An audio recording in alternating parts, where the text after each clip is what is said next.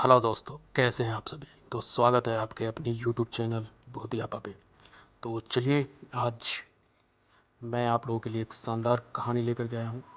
असल में ये कहानी नहीं, एक भयावह सत्य है जो कि मैं आप लोगों से बताने जा रहा हूँ। आप लोगों ने नाम सुना होगा ब्रह्म राक्षस की, बहुत सारे वीडियोस देखे होंगे।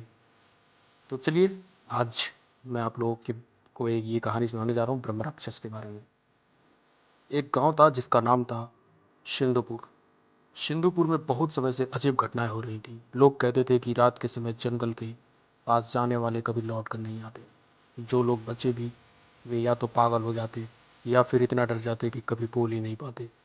गांव के बुजुर्गों का कहना था कि वहाँ एक ब्रह्म राक्षस रहता है, एक ऐसा राक्षस जो कभी महान ब्राह्मण था, लेकिन अपने पापों के कारण श्रापित होकर राक्षस बन गया। गांव के पास ही एक घना जंगल था जहाँ कोई भी सूर्यास्त के बाद जाने की हिम्मत नहीं करता। एक दिन अर्जुन नाम का एक युवक यह सब अंधविश्वास मानकर जंगल की ओर निकल पड़ा। उसके हाथ में एक मसाल थी और मन में जिज्ञासा।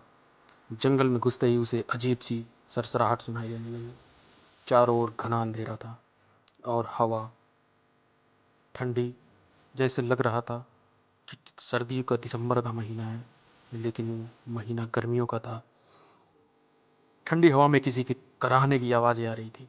अर्जुन थोड़ा घबराया, लेकिन फिर भी आगे बढ़ा। अचानक उसने देखा कि उसके सामने एक लंबी परछाई उभरने लगी। परछाई धीरे धीरे स्पष्ट हुई और अर्जुन की आंखें फटी की फटी रह गई। उसके सामने एक विशालकाय ब्रह्म राक्षस खड़ा था। ब्रह्म राक्षस का स्वर और भयावह चेहरा। ब्रह्म राक्षस की आंखें एकदम जली हुई, उसके लंबे बाल हवा में उड़ रहे थे और उसका चेहरा किसी पुराने ऋषि जैसा था, लेकिन क्रोध और द्वेष से भरा हुआ। ब्रह्म राक्षस ने गूंजती हुई आवाज में कहा, तू यहाँ क्यों आया है मानव? क्या तुझे अपने जीवन का मोह नहीं? अर्जुन कांपने लगा, लेकिन उसने हिम्मत जुटाकर पूछा, तुम कौन हो? ब्रह्म राक्षस की आंखों में दर्द उभर आया।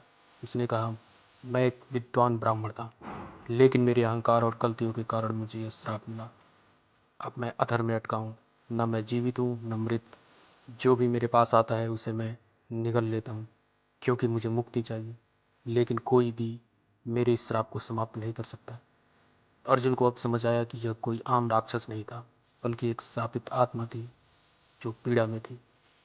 अर्जुन ने साहस दिखाते हुए कहा, अगर तुम एक ब्राह्मण थे तो ज्ञान और तपस्या से ही तुम्हारी मुक्ति संभव है। क्या तुम्हें अपने किए पर पछतावा है?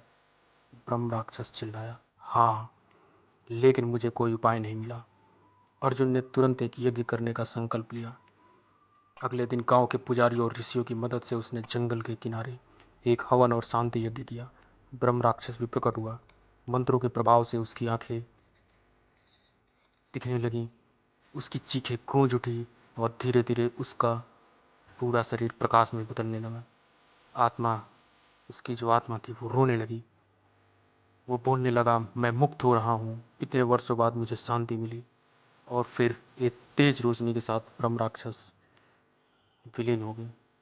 क्या ब्रह्म राक्षस पूरी तरह मिट गया? गांव वाले खुश थे कि अब जंगल सुरक्षित है, लेकिन अर्जुन को अब भी कभी कभी रात में जंगल से एक हल्की सी आवाज़ सुनाई देती थी। तो कैसी लगी आप लोगों को ये कहानी?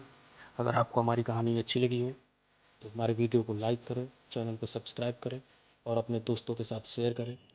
और हमें कमेंट में ज़रूर बताएं कि आपको कैसी कहानियाँ पसंद है। मैं आप लोगों के लिए वैसी कहानी लेकर के आऊँगा। तो आज के लिए आप सभी का बहुत बहुत धन्यवाद।